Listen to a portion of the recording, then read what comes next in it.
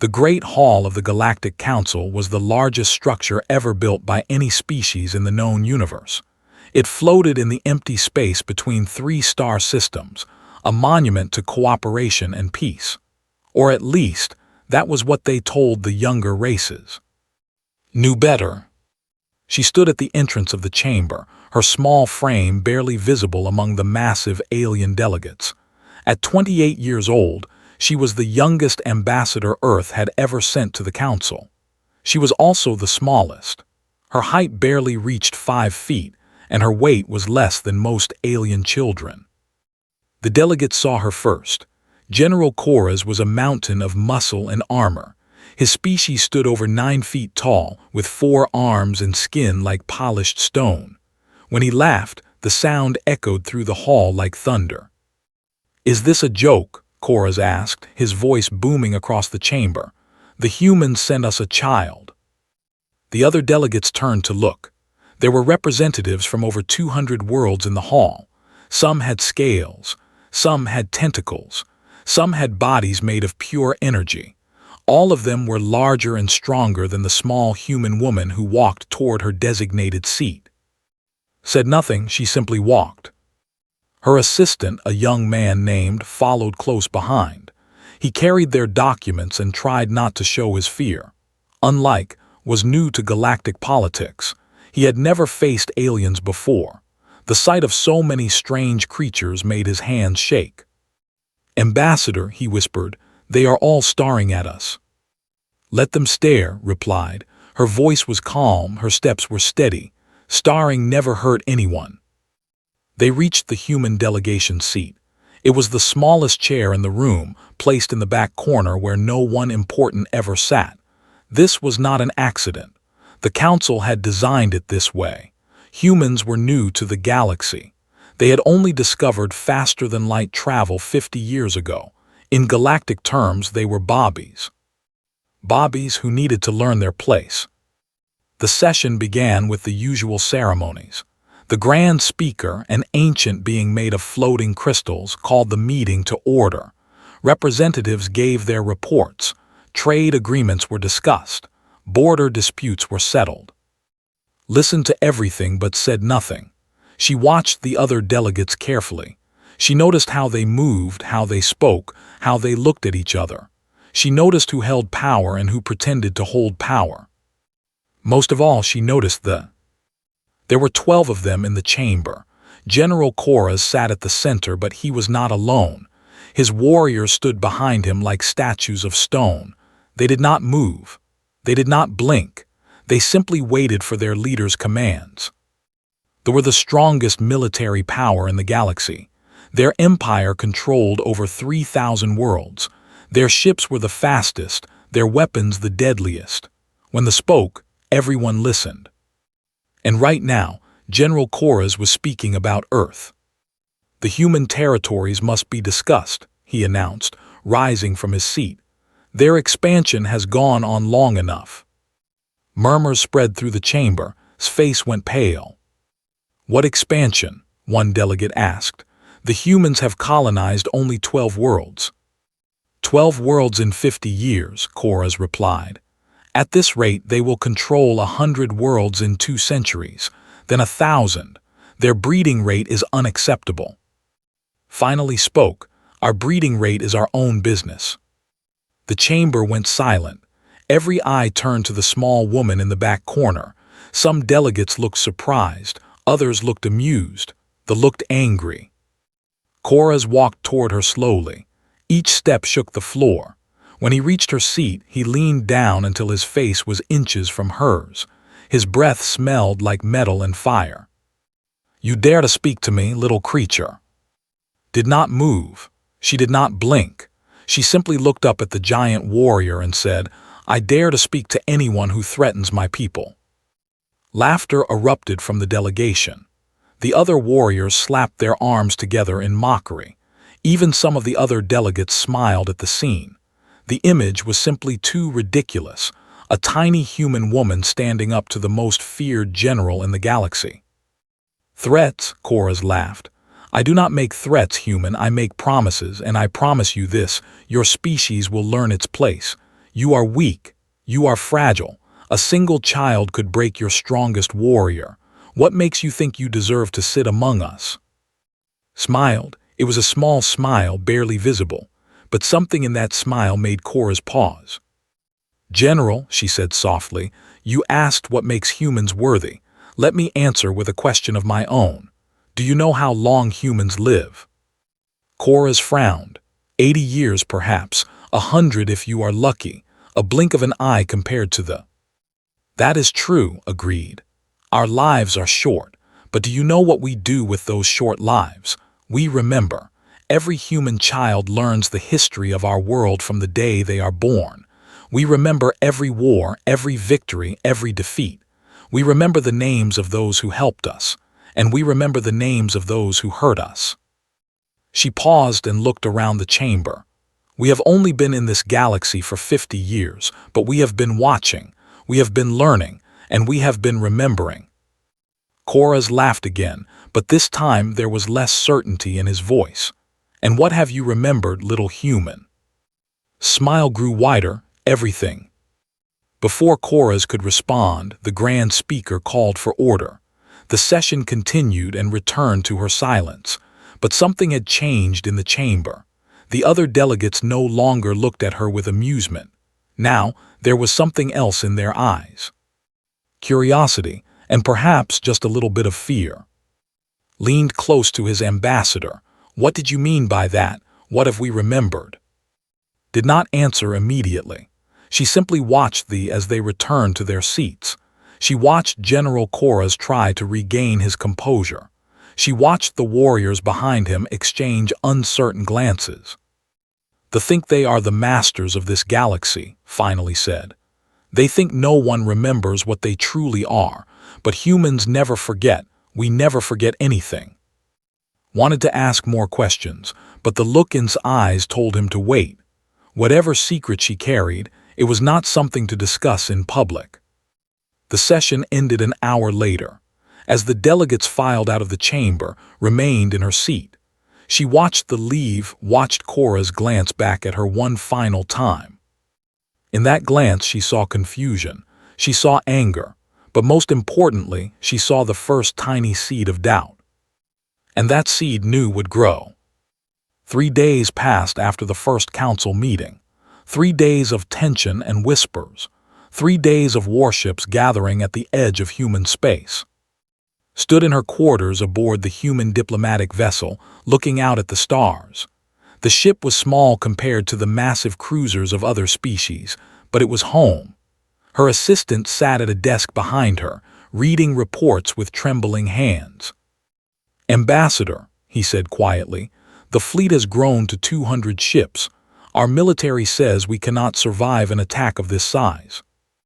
"I know," replied without turning around. "Earth is sending more diplomats. Admiral wants to negotiate a surrender before." "There will be no surrender." Looked up from his reports. "Ambassador, with respect, we have no choice. They will destroy us. Our weapons cannot match theirs, our ships are slower, our soldiers are weaker. We are human," interrupted. She finally turned to face him. "And humans do not surrender to bullies." A communication signal interrupted their conversation. The screen on the wall lit up with the face of General Cora's. His stone-like features showed a cruel smile. "Ambassador," he said, his voice dripping with false politeness, "I hope you have been well." General Cora's voice remained calm. "What do you want?" Direct as always. "I admire that." Cora's leaned closer to his camera. "I am calling to offer you a gift, a chance to save your species from extinction." "How generous." "The Galactic Council will meet again tomorrow. At this meeting, I will present an ultimatum. Humanity will surrender all 12 of its colony worlds to control. Your people will become servants of our empire. In exchange, we will allow you to live." Gasp's expression did not change. "And if we refuse?" she asked. Cora's laughed. "Then we will demonstrate why they have ruled this galaxy for 10,000 years. We will burn your colonies to ash. We will hunt your species to the last child. and we will erase the name human from every record in existence. It will be as if you never existed at all." Silence filled the room.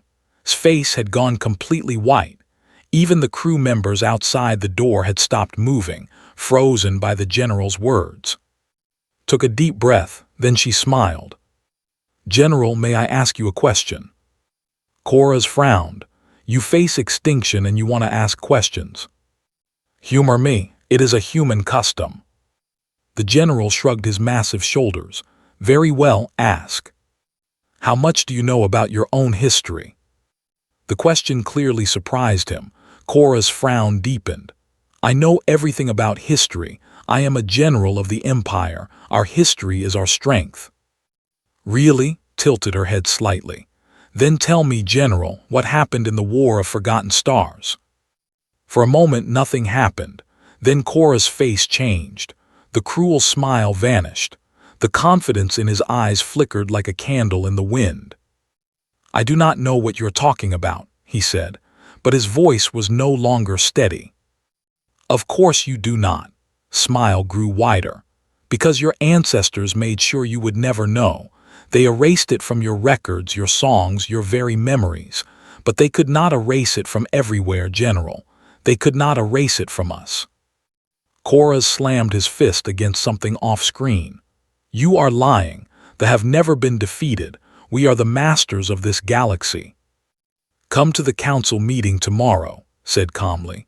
"Present your ultimatum, and then watch what happens when I reveal what your ancestors tried so hard to hide." The general's face twisted with rage. "You are bluffing. You know nothing. You are a weak, fragile creature from a weak, fragile world. Tomorrow I will prove this to the entire galaxy." "Then I will see you tomorrow, General." The screen went dark. Silence returned to the room. Finally found his voice. "Ambassador, what was that? What is the War of Forgotten Stars?" Walked to her desk and opened a drawer. Inside was a small data chip, old and worn. She held it up to the light. "When humans first developed faster-than-light travel," she began, "we found something unexpected. In the ruins of an ancient species, dead for over 10,000 years, we discovered records. Millions of records, written in a language no living being could read." "I have heard of this," said. "The archaeologists could not translate the language." "The archaeologists could not," agreed. "But the linguists could. It took 20 years and the combined effort of every university on Earth, but we finally understood what the records said." She paused, her eyes distant with memory. "They told the story of a great war, a war that happened 10,000 years ago before they became the rulers of this galaxy. Back then they were not warriors, they were slaves." His eyes widened. "Slaves, Their masters were a species called the powerful, ancient, and cruel. They treated them like animals. For centuries they suffered in silence." "What happened to the—" His expression darkened. "They rose up against them. It was a bloody war that lasted 300 years. In the end, they killed every last and burned their worlds to nothing. But there was something else, something they did not want anyone to know." She inserted the data chip into her desk computer. The screen filled with ancient symbols and translated text. "During the war they were losing. They were too powerful. They begged the galaxy for help, but no one came. No one except one species. A small, weak species from a distant world. A species that had not even discovered space travel yet." Leaned forward. "Who helped them?" Pointed to a line of text on the screen. Read it slowly, his mouth falling open with each word. "Humans," he whispered. "Humans helped to win the war. Our ancestors traveled to the stars before we were ready.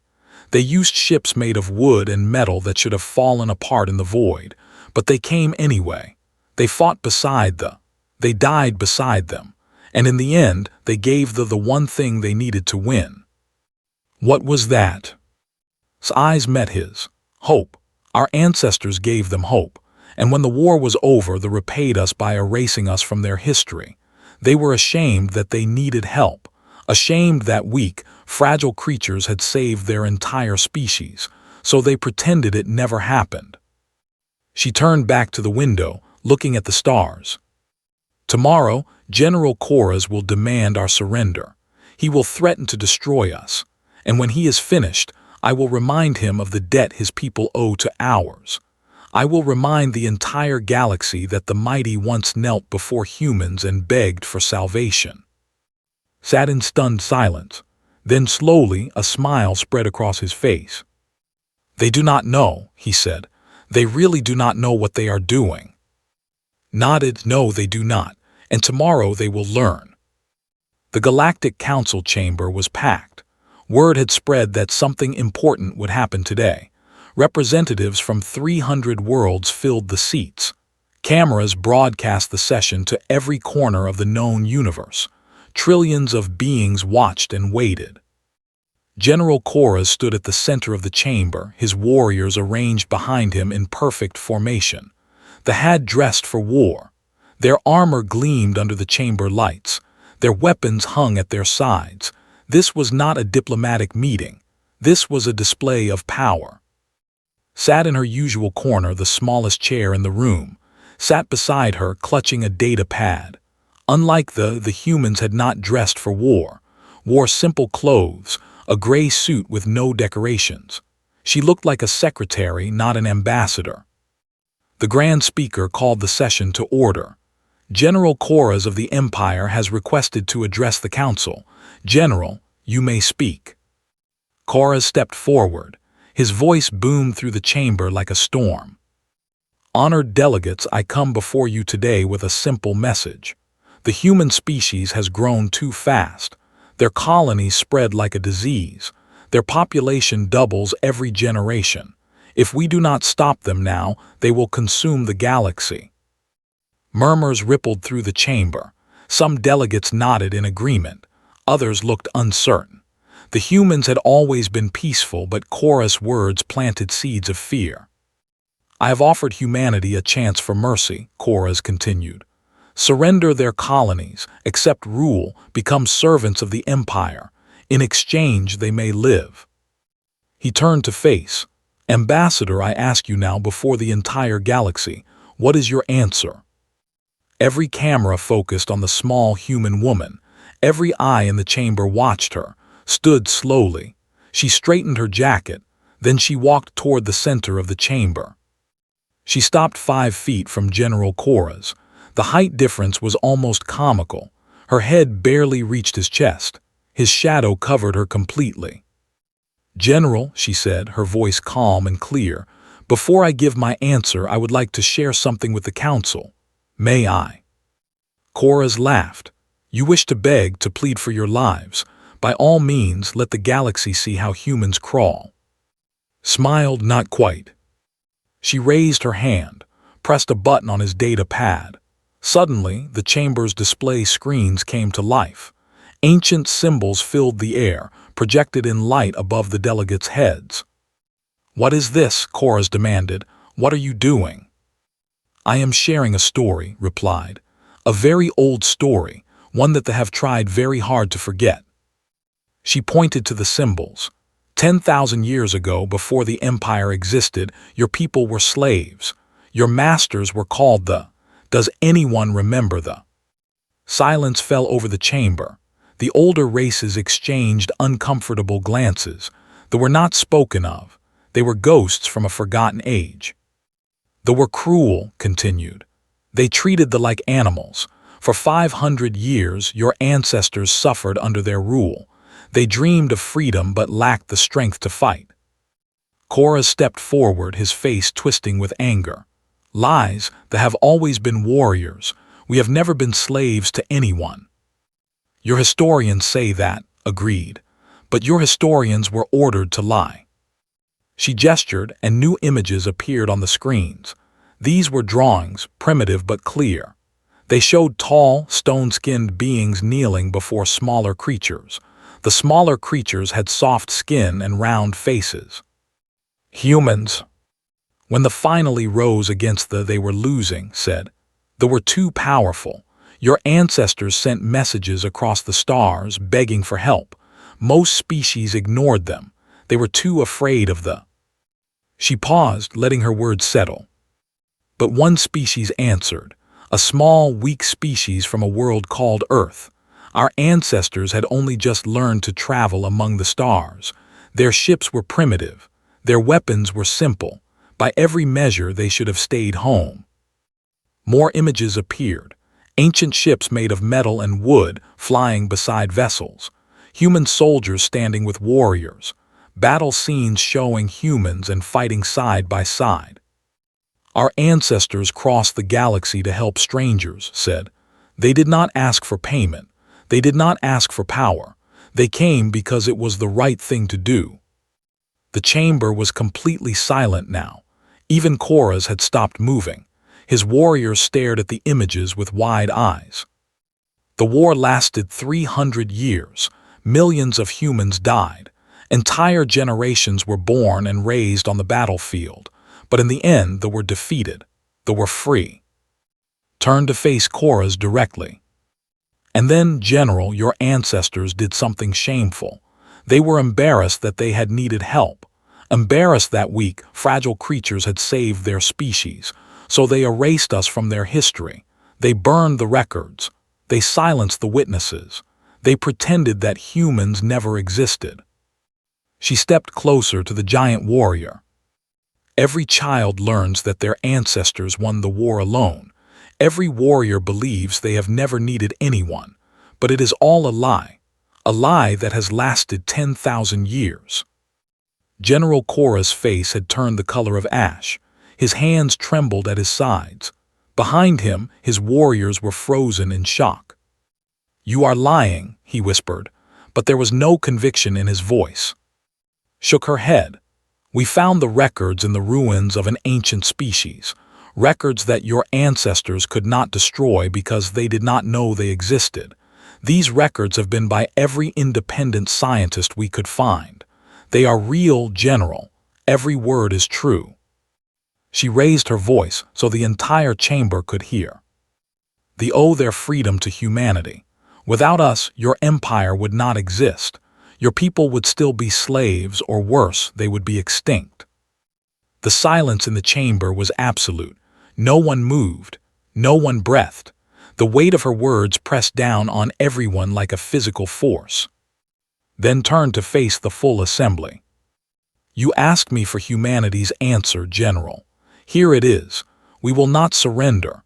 We will not become your servants. And if you attack us, the galaxy will watch them repay their debt to humanity with betrayal and murder. She looked at the cameras, at the trillions of beings watching across the universe. They call themselves the masters of this galaxy, but we know what they truly are. We know the name they have hidden for 10,000 years, and if General Korra's forces us to speak that name, the galaxy will never forget it. Korra stood frozen, his mouth open but no words coming out. His warriors looked at each other in confusion and shame. The delegates from other worlds stared at them with new eyes, eyes that held doubt instead of fear. Walked back to her seat.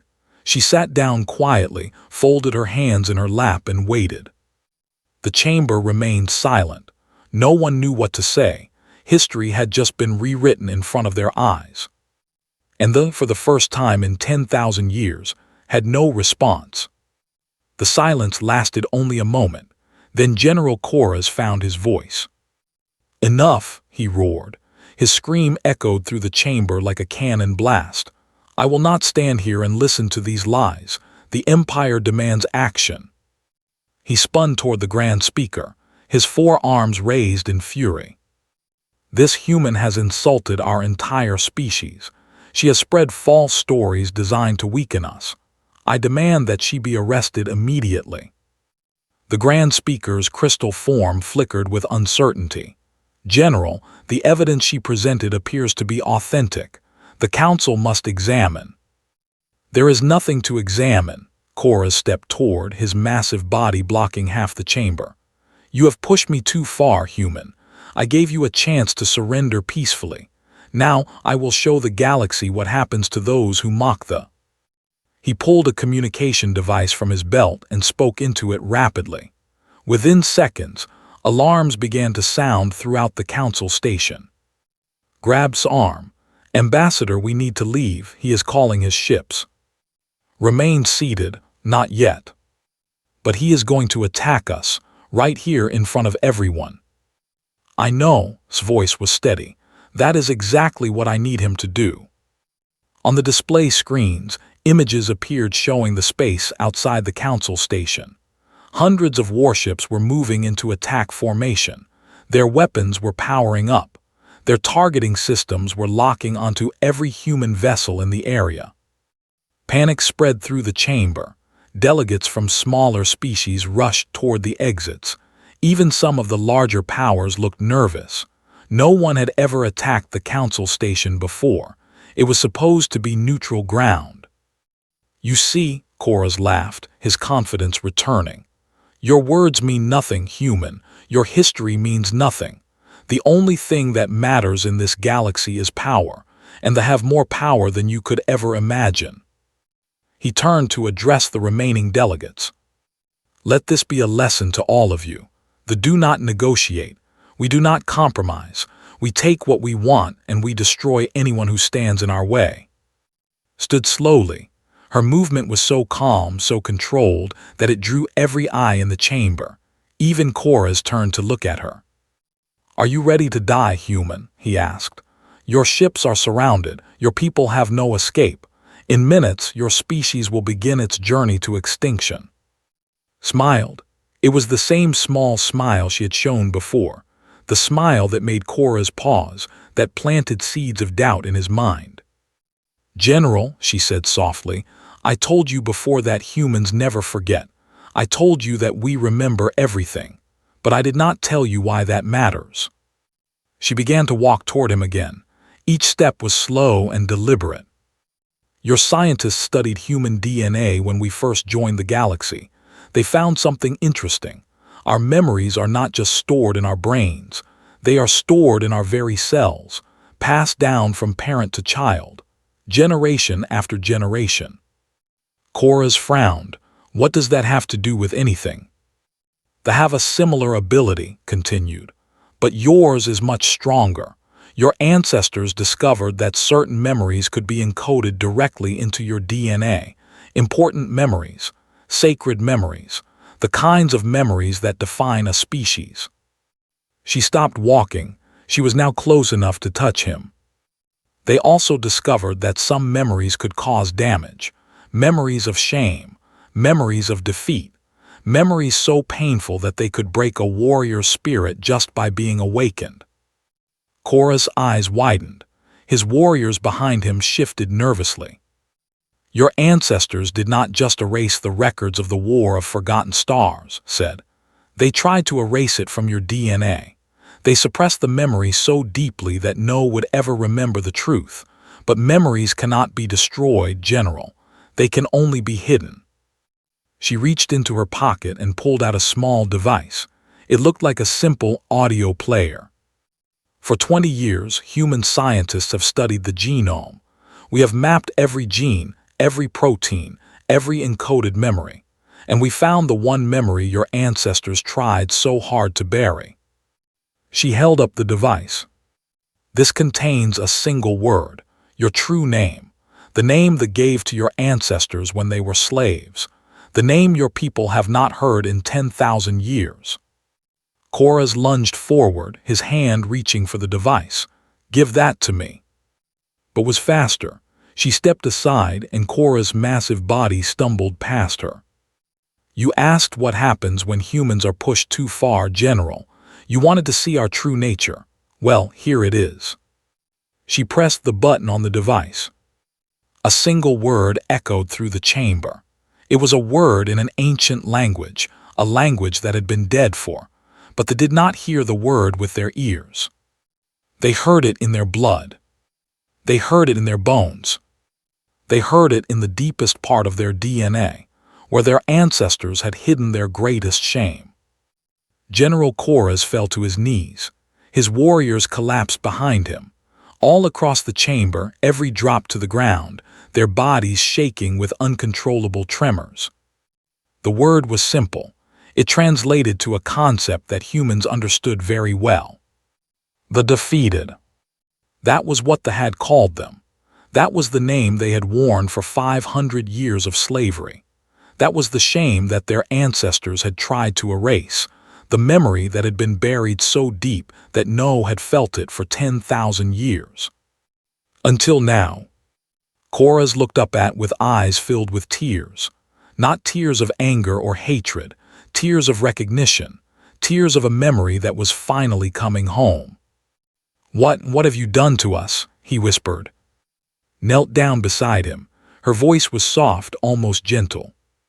"I have reminded you of who you are, General, not the conquerors you pretend to be, not the masters of the galaxy. You are survivors. You are the children of slaves who fought for their freedom against impossible odds. You are a species that was saved by strangers from a distant world." She placed her hand on his shoulder. "That is not something to be ashamed of, General. That is something to be proud of. But you forgot. You buried the truth and replaced it with lies. And now those lies have led you here, threatening to destroy the very people who saved you." Korras stared at her. Behind him, his warriors were still trembling on the ground. In space, the warships had stopped moving. Their crews, too, had felt the awakening of the ancient memory. "What do you want?" Korras asked, his voice broken. Stood up and looked down at him. "I want you to remember," she said simply. "I want you to remember everything. And then I want you to make a choice, not as conquerors, but as the people your ancestors truly were."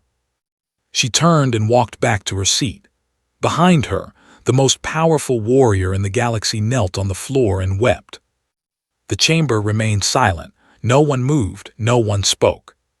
History had changed again, and this time there was no going back. The galaxy trembled. Not from weapons or explosions, not from war or destruction. It trembled from the weight of truth. Across 3,000 worlds, warriors dropped to their knees. Ships lost power as their crews collapsed. Entire fleets drifted helplessly in the void. The ancient memory had awakened in every alive.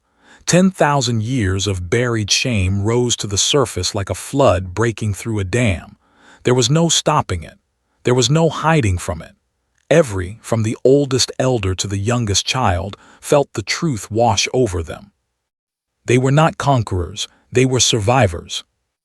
And they owed their survival to humans. In the council chamber, General Korras slowly rose to his feet. His armor no longer gleamed with pride. His posture no longer radiated power.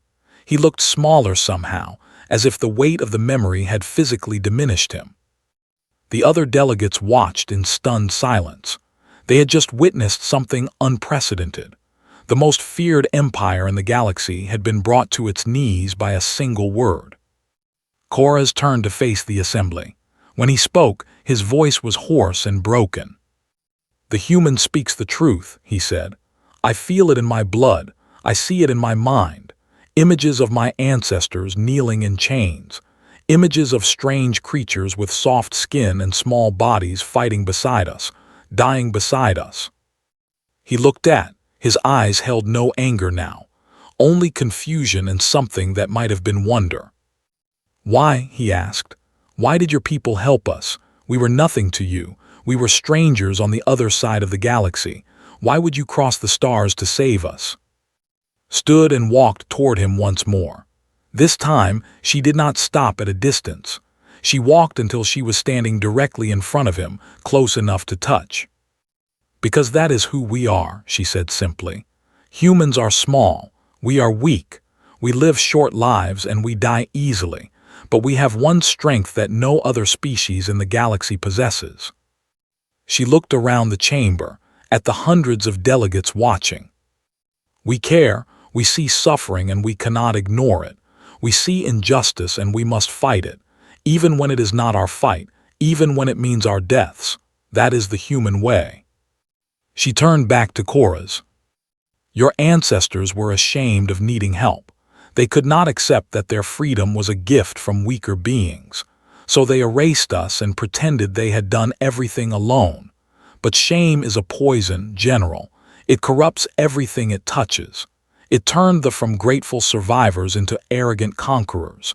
It made you forget the truth of who you are. Korras lowered his head. What have we become?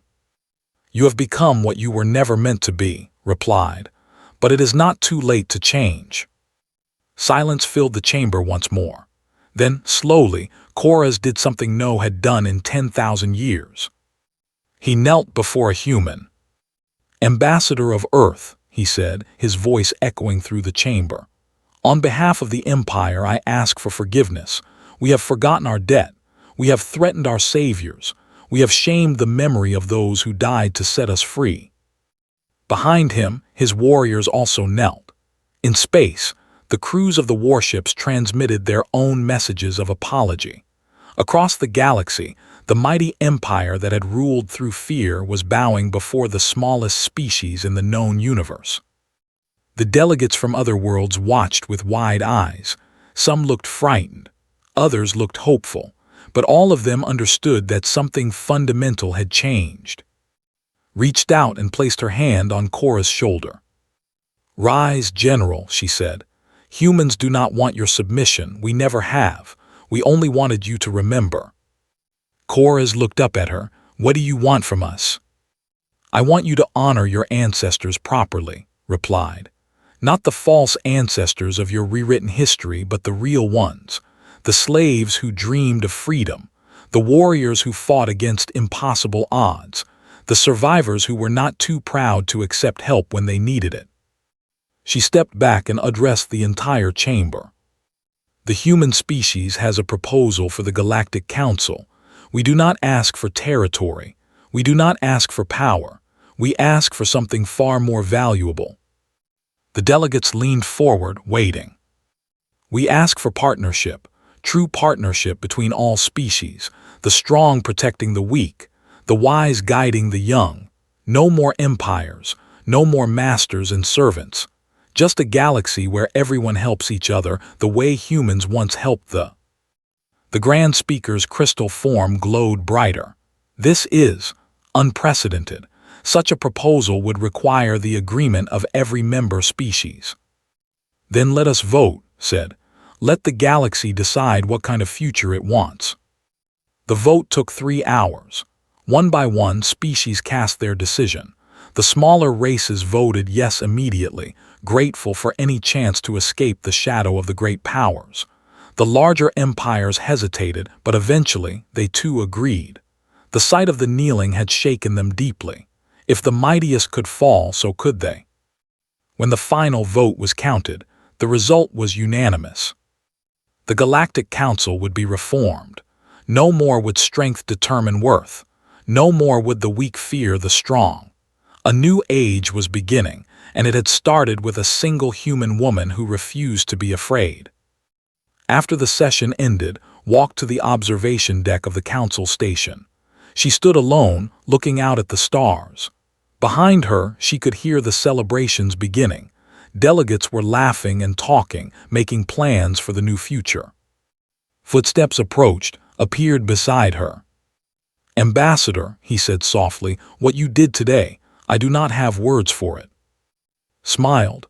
I did not do anything special. I just reminded the galaxy of something it had forgotten. You changed everything. No, shook her head. Humans do not change things alone. We just plant seeds and help them grow.